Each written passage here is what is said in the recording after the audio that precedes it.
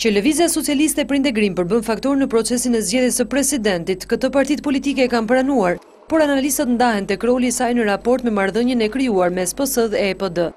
Analisti Mero Baze thotë se roli i Lëvizjes Socialiste për Integrim ka qenë për të rivalizuar grupet brenda Partisë Demokratike në kushtet kur sipas tij, që pas 2009 është parë një forcim i pozitave të tij me Lulzim Bashën kundër grupit që mbështet Josefina Topallin për presidente. Kjo shihet qartë nga fakti se tash gara ka përfunduar tek emri Zaganjorit dhe emri pashpallur i Topallit, dhe i vetmi kërcënim që mbetet në fuqi nga Lëvizja Socialiste për Integrim është që nëse shfaqet emri Topallit, ata ta votojnë kundër, kështu që mendoj që do të shkohet shumica do të shkojë me emrin e Zaganjorit. Pra, roli vetëm i Lëvizjes Socialiste për Integrim është bërja pjesë e lojës politike brenda Partisë Demokratike.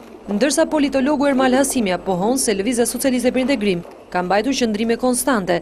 Se ja shpesh ka mbajtur qëndrime të tilla që janë pozitive në fakt në një demokraci, meqense nuk ka qenë në krye të agresivitetit le të them, por është përpjekur gjithsesi që të mbajë një lloj lidhje.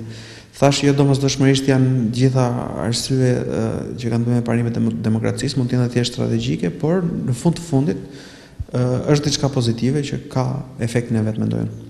Por a ka qenë i gjithë një angazhim për procesin apo për pazarën e radhës në kushtet kur dy partitë e mëdha synuan të afronin LSI-n në qendrimet përkatëse? Besoj se ka politikanë aq naiv në Shqipëri sa të përdoren në mënyrë të njëanshme nga tjetri, besoj se bashkë përdoren ose përdoren në mënyrë të ndërsjellë.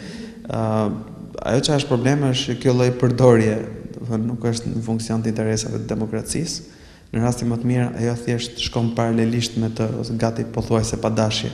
Mendoj që ka përdorur në radhë parë Partinë Demokratike, domethënë grupet brenda Partisë Demokratike për interesat e një klani të caktuar.